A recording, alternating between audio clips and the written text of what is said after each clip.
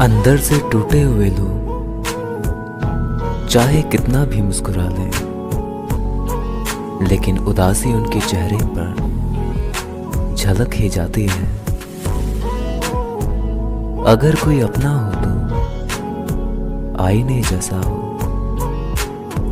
जो रोए भी साथ और हंसे भी साथ,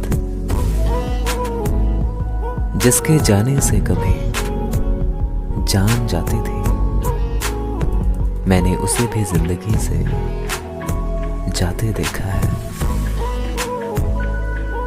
बस इसलिए छुपा रखा है तेरा नाम सबसे, कि इश्क अगर निभा ना सको तो मेरे दोस्तों में तुम बदनाम ना हो।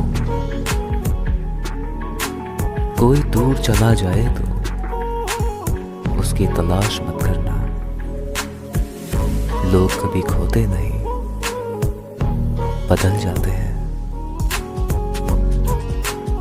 एक उम्र गुजार दी बस इस इंतजार में हमने, कि शाम होते तो परिंदे भी घर लौट आते हैं।